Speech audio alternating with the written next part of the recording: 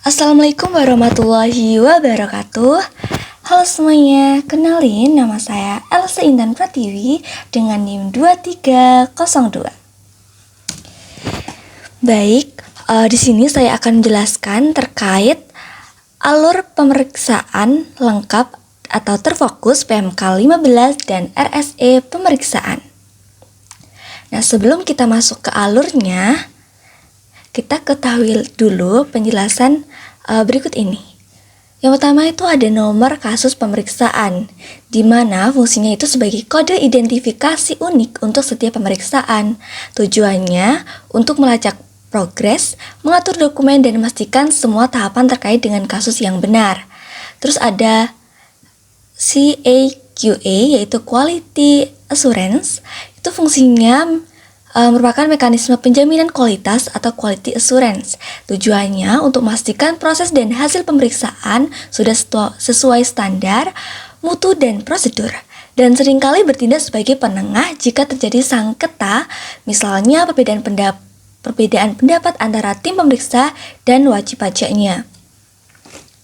Nah, selanjutnya kita ke bagian bawah itu ada penulisan pada setiap tahapan pertemuan dengan WP dibuatkan BAPK hanya atas tipe pemeriksaan terfokus. Nah, selanjutnya itu kan ada kotak berwarna, di mana kotak biru tua itu menandakan korteks DJP, yang dimana tahapan yang dalam alur kotak ini itu tahapan yang dilakukan menggunakan sistem utama perpajakan DJP atau Direktorat Jenderal Pajak. Nah, fungsinya menandakan tahapan yang memerlukan input atau output atau interaksi langsung dengan sistem inti DJP. Nah, selanjutnya itu kan ada biru muda. Nah, artinya itu kan luar korteks DJP. Nah, tahapan ini dilakukan menggunakan sistem atau aplikasi pendukung di luar sistem inti korteks.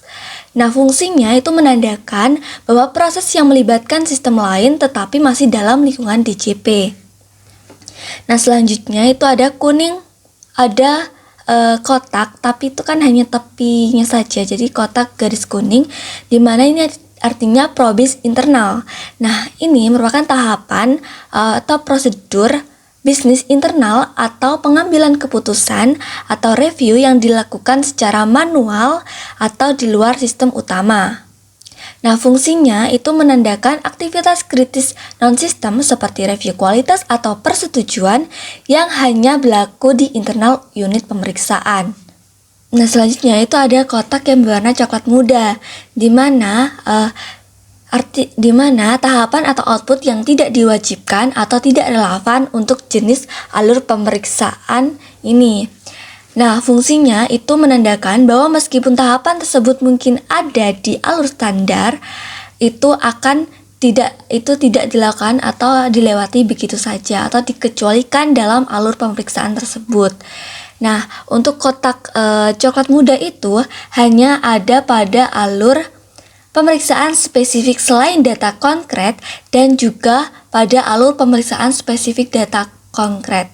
Baik, mungkin kita langsung saja ke tahapan alur pemeriksaan lengkap atau terfokus PMK 15 dan RSE pemeriksaan.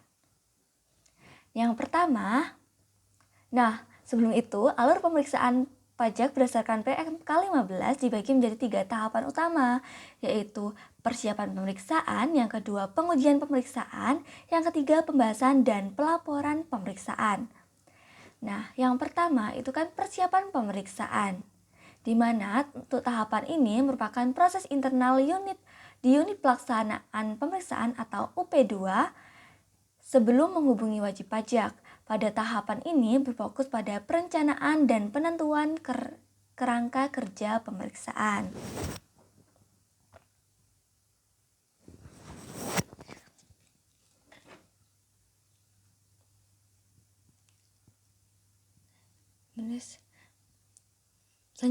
Yang pertama itu persiapan pemeriksaan, di mana tahapan ini merupakan proses internal di unit pelaksana pemeriksaan atau UP2 sebelum menghubungi wajib pajak.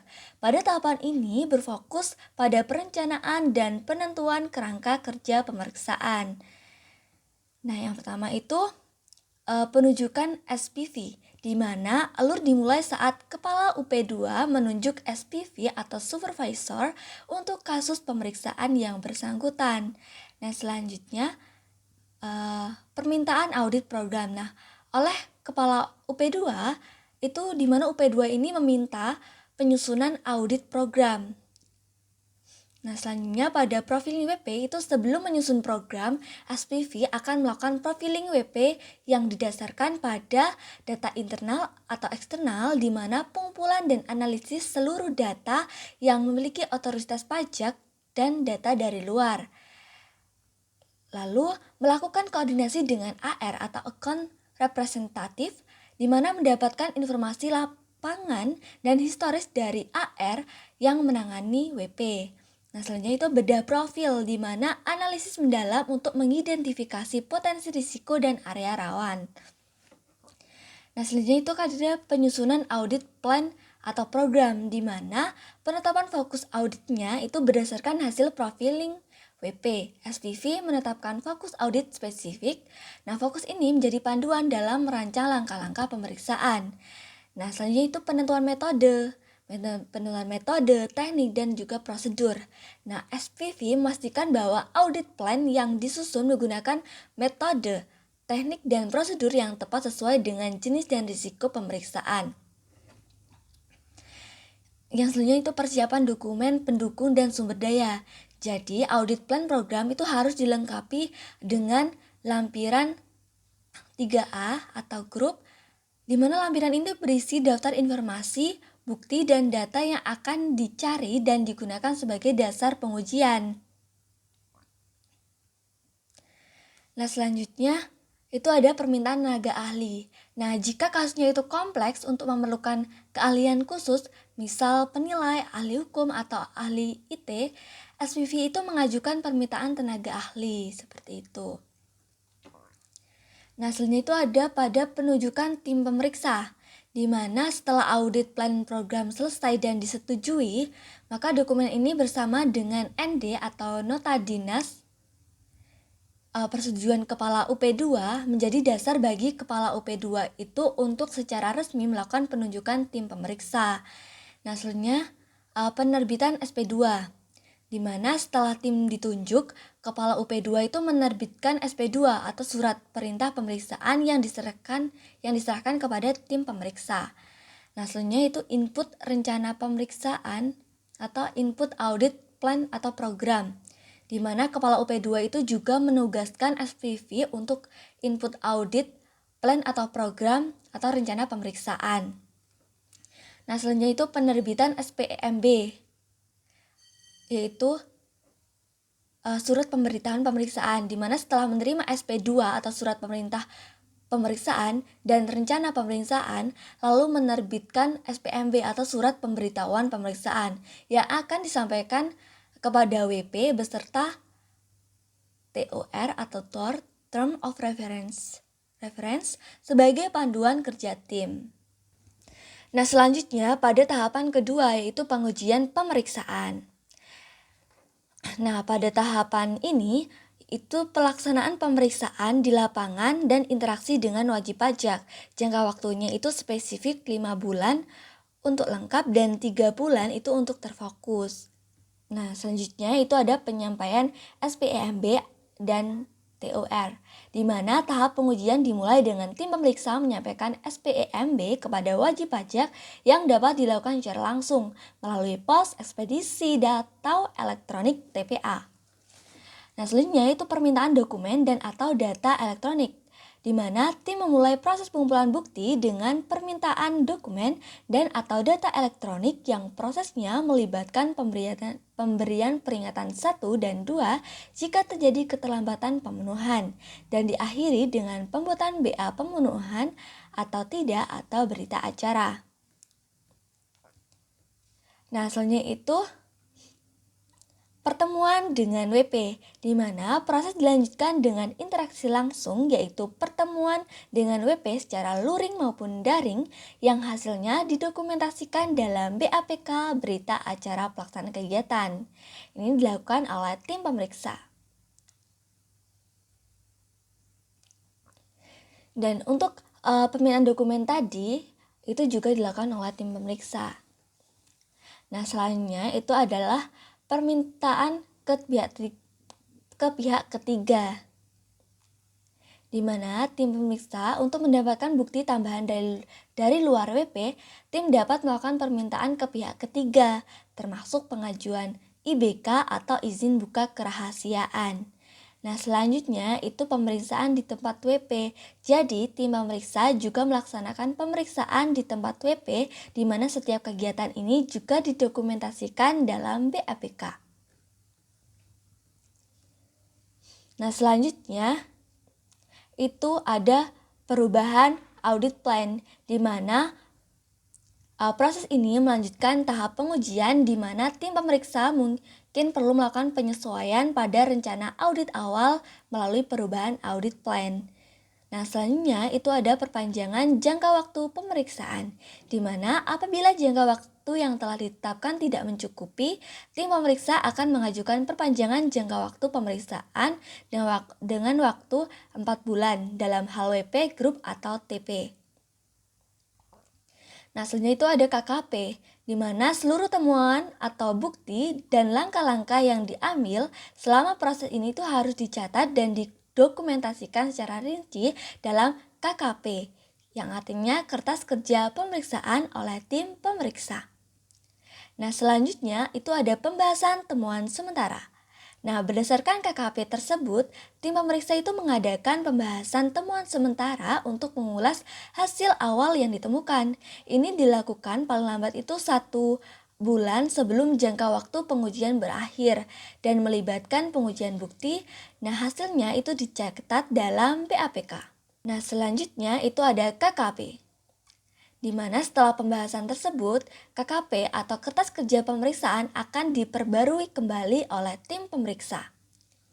Nah, selanjutnya itu ada CAQA, di mana kemudian proses ini tuh diawasi oleh tim QA atau Quality Assurance melalui CAQA atau catatan kualitas audit sebelum tim pemeriksa itu menerbitkan SPHP atau surat pemberitahuan hasil pemeriksaan kepada wajib pajak.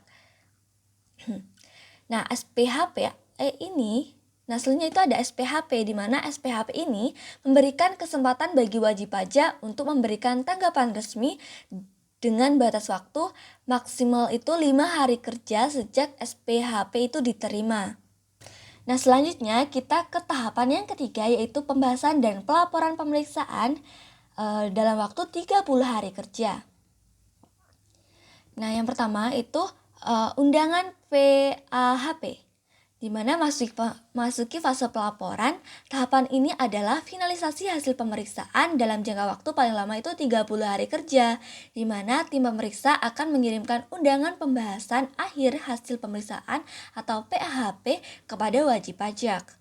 Nah, pembahasan ini kemudian dilaksanakan secara intensif dalam PAHP untuk menyepakati atau mencatat perbedaan pendapat mengenai hasil pemeriksaan. Nah, selanjutnya itu PAHP. Nah, kesepakatan atau perbedaan tersebut harus dicatat dalam PAHP atau berita acara PAHP. Nah, wajib pajak itu masih diberikan waktu tanggapan tambahan selama 3 hari kerja sejak PAHP itu dilaksanakan. Nah, selanjutnya itu ada permohonan QA dan tim QA. Nah, setelah semua pembahasan itu selesai, tim pemeriksa mengajukan permohonan QA kepada tim QA dengan jangka waktu itu 3 hari kerja sejak PAHP itu dilaksanakan, yang kemudian melaksanakan QA untuk memastikan kualitas dan kepatuhan prosedur. Nah, selanjutnya itu ada LHP, di mana jika kualitas telah terjamin, tim pemeriksa itu dapat menerbitkan LHP, yaitu laporan hasil pemeriksaan sebagai dokumen resmi hasil audit. Nah, LHP ini akan melalui tahap akhir PAQA atau penjaminan akhir kualitas audit. Nah, selanjutnya yang terakhir itu pengembalian dokumen WP, di mana sebagai langkah penutup dari seluruh rangkaian proses ini, tim pemeriksa itu akan melakukan pengembalian dokumen WP yang sebelumnya dipinjam untuk keperluan pemeriksaan. Nah, mungkin itu saja dari alur pemeriksaan lengkap atau terfokus PMK 15 dan RSE pemeriksaan. Nah, untuk alur pemeriksaan spesifik selain data konkret PMK 15 dan RSE pemeriksaan itu akan ada di video selanjutnya. Mungkin cukup sekian. Wassalamualaikum warahmatullahi wabarakatuh.